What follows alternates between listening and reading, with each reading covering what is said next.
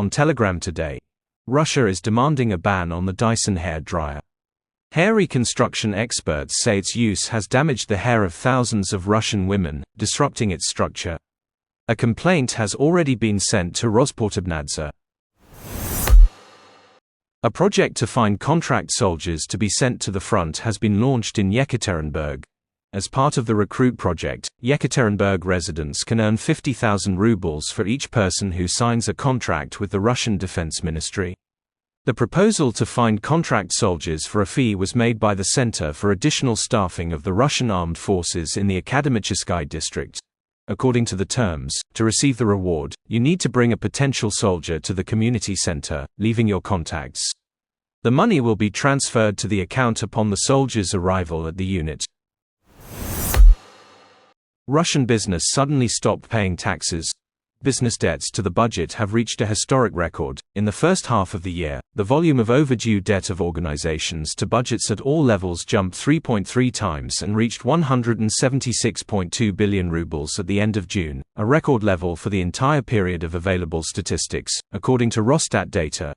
Tax non-payments began in April, when the amount of overdue debt grew at once from 43.8 to 152.9 billion rubles. In May, it increased by another 13.4 billion, to 166.3 billion, and in June it added an additional 10 billion rubles. Business tax problems are growing as profits from which to pay the budget are rapidly declining.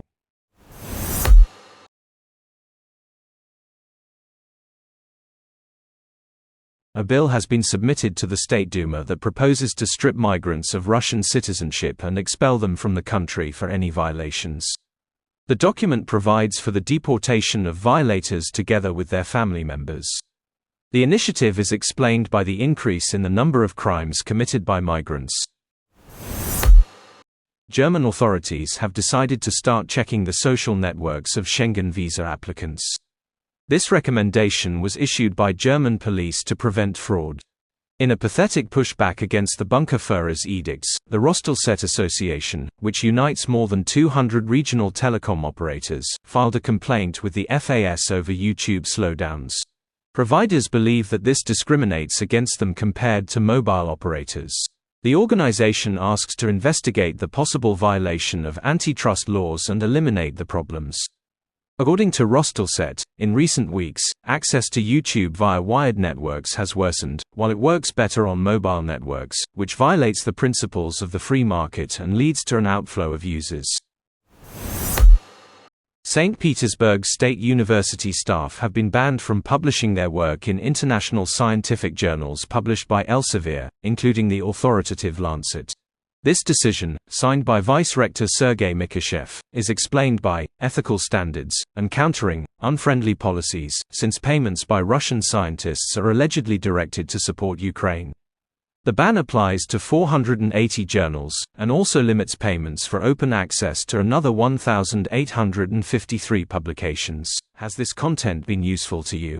Would you like to see more research and translation content from Beefeater Fella?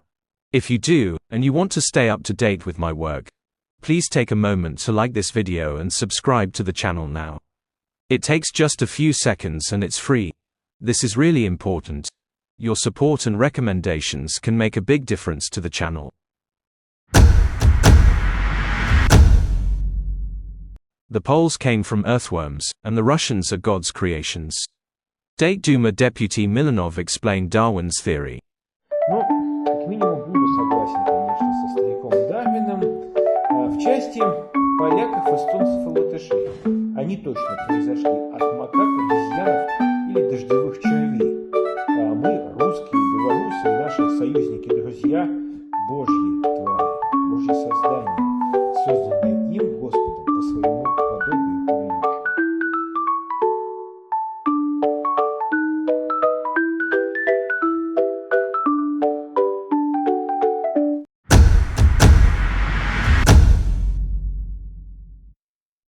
57% of Russians already believe that mobilization in Russia will not stop and are afraid that this fall some of their friends and relatives may be drafted to war. This year, all the polls show that many Russians have begun to wake up and notice that not everything is good in Russia. This autumn conscription is expected to be a real selective mobilization, because from this autumn, according to the new law, online summonses will be available, upon sending which it will already be considered delivered, and after the deadline, all restrictions will apply to those who wanted to be called up for war, including a ban on leaving the country. The 2022 mobilization showed the authorities that everything needs to be done differently: strictly restrict and selectively persuade people to go, defend the country. To date, 70,000 Russian soldiers killed in the war with Ukraine have been identified. 550,000 have not been identified or admitted, saving the regime billions on payouts. It is claimed that most often now it is volunteers and conscripts who die, inexperienced ones, who simply signed a contract. According to journalists, at least 70,122 Russian soldiers have died since February 2022. Most often, men aged 40 and over are dying now, often without proper training and combat experience and from sparsely populated villages and towns. Since September 2024, the losses of volunteers have exceeded the losses of former prisoners and mobilized soldiers at the front. Migrants will be stripped of citizenship for any crime. The bill has already been submitted to the State Duma. In addition to criminals, their family members will also be deported. It is also planned to expand the list of administrative offenses for which a residence permit may be terminated. Russian schoolchildren will not learn what peace and Europe are after the Ministry of Education's draft law. The document excludes the words tolerance, domestic violence, peace, Europe, and gender from the school curriculum. Vegetable prices in Russia have increased by 25% in a year, despite the start of the mass harvest season. Potatoes have fallen in price by 4.3% in the last week, but have risen in price by 47% in a year. Tomatoes have increased in price by 53.6%, garlic by 33.8%, and beets by 30.7%.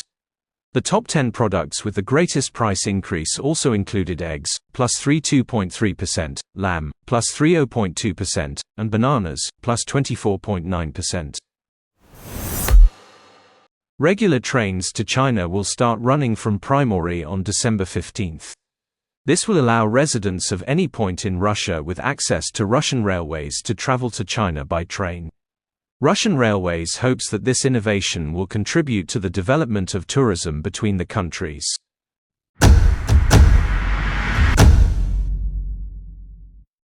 The chat is unverified. I do not endorse the views expressed. Be wary of disinformation and DYOR. I monitor and translate Vatnik channels as a general mood check, so you don't have to.